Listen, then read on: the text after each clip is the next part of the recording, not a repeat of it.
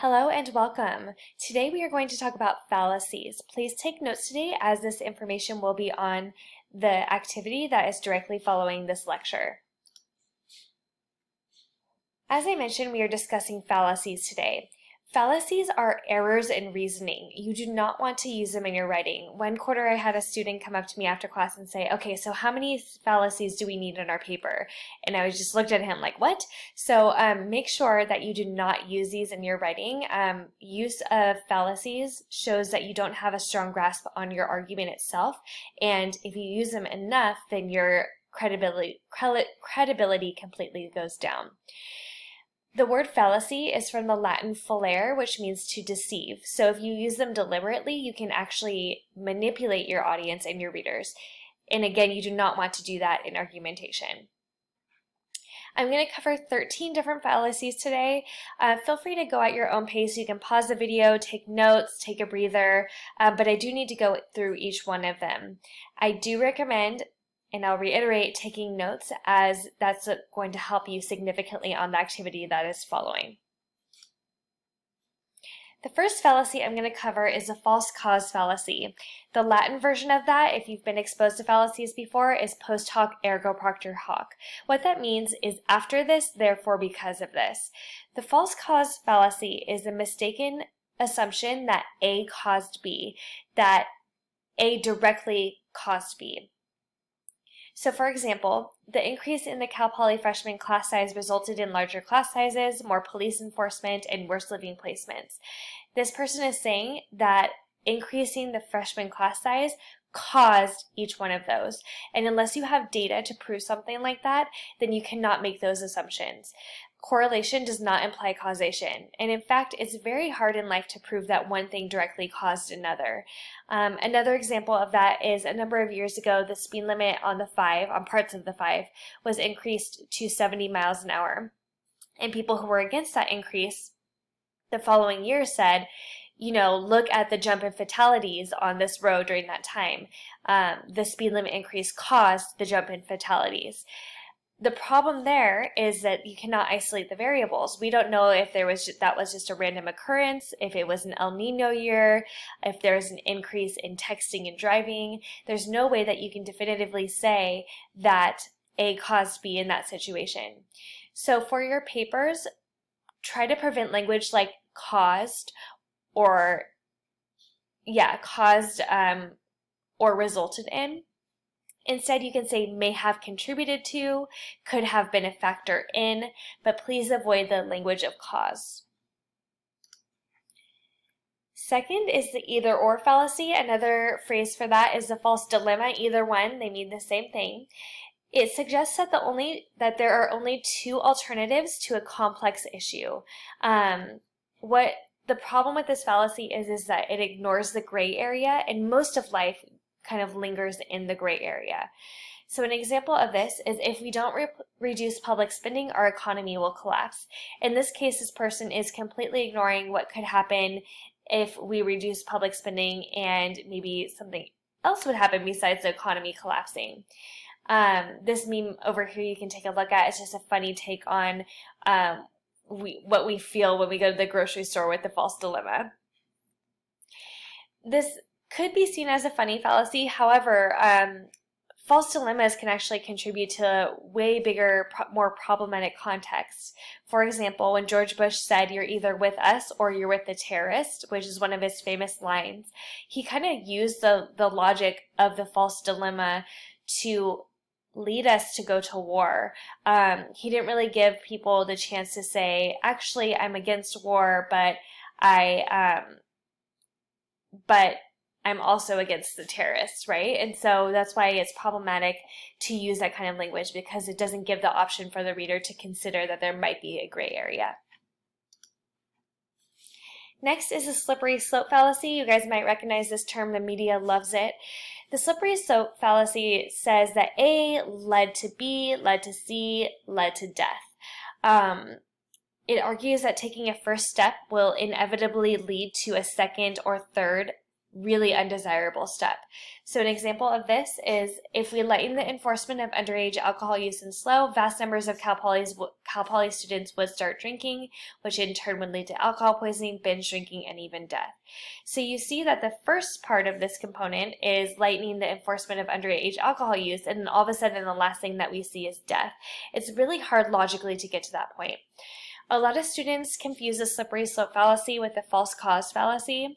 The language of the slippery slope fallacy is leads to or led to, and the language of the false cause fallacy is caused. That's a good way to frame it when you're approaching the assignment that's due tonight.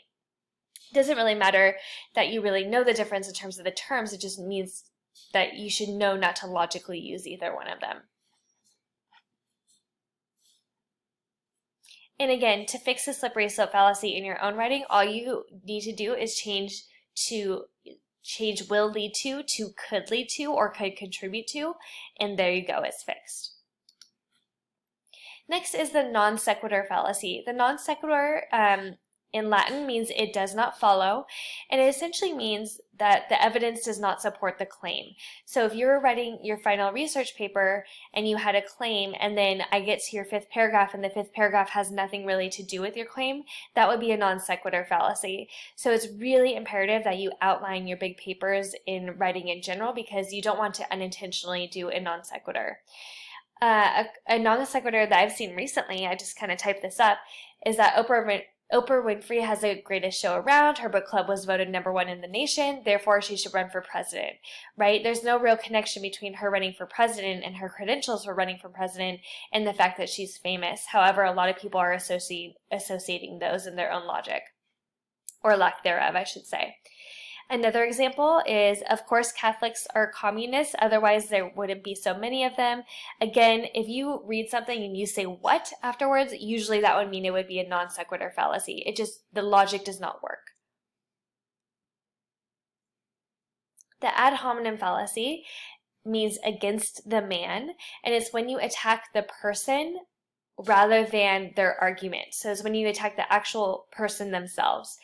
You see this quite a bit in politics. Here's an example right here.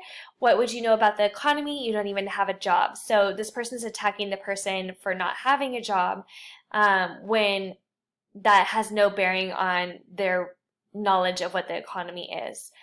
Another example is if you were to say something in your paper like Greenpeace's strategies aren't effective because they're all, dirty, lazy hippies. In that case, you're attacking them rather than their arguments themselves. And the easiest way to prevent that in your papers, of course, is to focus on the arguments and don't focus on the person. The straw man fallacy is misrepresentation of the opponent's argument. A lot of the times what someone will do is they will oversimplify the opponent's argument and then they'll attack that oversimplification. And as I mentioned, politics is a great place where you can see something like this happen. So here's an example. People who don't support the proposed state minimum wage increase hate the poor. This is a very, very big misrepresentation of people who don't support the minimum wage increase. And there's no real logical way to go from there. So in your papers, you need to be very, very careful that when you're engaging with the counter argument, that you're engaging with them in an ethical way. I would say err on the side of quoting the person that you're engaging with rather than summarizing, because anytime that you summarize, it can lead to some problematic summaries. Or just be very, very careful when you do choose to summarize a counter argument. The false analogy fallacy is exactly what it sounds like. It's an analogy that compares two things that are not meant to be compared, that are too dissimilar to be compared. You can reject a false analogy by showing a fundamental difference between the two things being compared. So if you're analyzing someone else's argument, say for the media assignment, you can show the difference between whatever it is that they're comparing. So in this case, faith is like Wi-Fi. It's invisible, but it has the power to connect you to what you need. This is from an advertisement. That is a false analogy. Faith and Wi-Fi are so different that you can't compare them. And so again, showing the difference between the two is something that is a step that you can take from there. Circular reasoning. is exactly what it sounds like. It's when you restate your claim as your support. You build your argument on an unproved claim. So for example, in your papers, if your thesis statement is, that we need to use more GMOs, like let's just, to keep a simple example, we need to invest in GMOs. And then later on in your paper, you say we need to invest in more GMOs as your topic sentence, then that is an example of circular reasoning, and you do not want to do that. Here's another example. Kamala Harris is a good communicator because she speaks effectively. So in this situation, this is just one sentence. They simply repeat themselves. It's very redundant. Their claim is that Kamala Harris is a good communicator, and their evidence is because she speaks effectively, which means she's a good communicator. So just avoid any kind of circular reasoning in your writing. Hasty generalizations are very common. They're one of the most common fallacies out there. Hasty generalizations are when you make a claim about a whole based off the part, essentially. It's a statement about the whole based off the part. It's a fallacy in which the conclusion is not logically justified. And so a lot of the times they're unintentional. They're just sweeping statements about a population without backing it up with reasoning. So here, say an environmental group illegally blocked loggers and workers at a nuclear power plant. And you were to say environmentalists are radicals who take the law into their own hands. Based off of your own experience with the environmental group blocking the loggers, if you were to write this in a paper, it would make sense based off of that one experience. However, making a sweeping statement about all environmentalists, that is where the problematic logic comes in. So you can say, to fix this one, you can say some environmentalists, or you can say the environmentalists that were illegally blocking loggers. However, making a sweeping claim is not justified and it's not logical. To fix hasty generalizations, please use qualifiers. Qualifiers are words like some, few, many, one, two. They just prevent those sweeping statements from happening. So as I mentioned, if you were to put a some in front of environmentalists here, that would make it a lot more logical. False authority. I love this fallacy. So false authority is when you give credibility to someone who does not deserve credibility. So we talk about ethos. Ethos is good credibility. You want to establish your own ethos and the ethos of your sources in your final paper. However, in your final paper, if you engage with a source that does not carry a lot of credibility, then that's when it becomes a false authority fallacy. So for example, if I were writing a paper on type 1 diabetes, and I cited a podiatrist, which is a foot doctor, on seizures or something like that, that would be a false authority fallacy. So even though a doctor carries a lot of authority, a foot doctor is not someone who specializes in type 1 diabetes. So that would be misplaced authority. Here's another example. I just realized this is my second Oprah example of the day. I apologize. Oprah ranked Slow the happiest city in America 5 years ago, so why wouldn't you want to live here? So again, you're giving Oprah credibility, even though she doesn't really have the credibility to be ranking different cities. The bandwagon fallacy. So many of you guys might know what this fallacy is already. The bandwagon fallacy is when you appeal to the masses. It's based on the assumption that the opinion of the majority is always valid.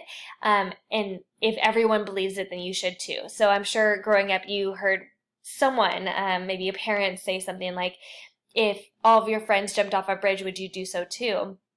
That's kind of a reference to the bandwagon fallacy.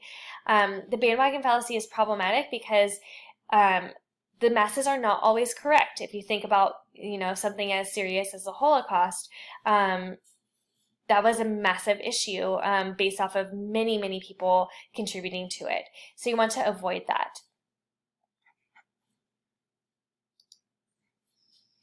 The appeal to tradition is Another one that sounds exactly like what it is, it's when you appeal to the way you've always done something as part of your argument. The arguer assumes that what has existed for a long time and therefore has become a tradition should continue to exist simply because it is a tradition. This can justify all kinds of problematic actions. Slavery is a great example of that. A lot of the slave owners would say, well, my whole family has been having slaves for multiple generations, just for the sake of tradition.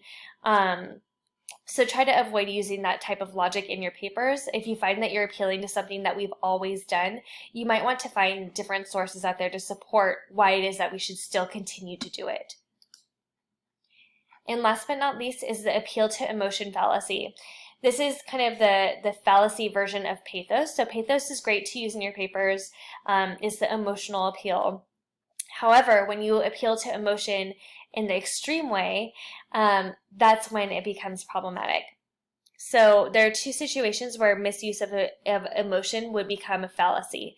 It's when the emotion itself is irrelevant to the argument or draws away from the issues that are being argued, or it's when the appeal to emotion conceals another purpose. And so I'm going to read you an example right now of that second example.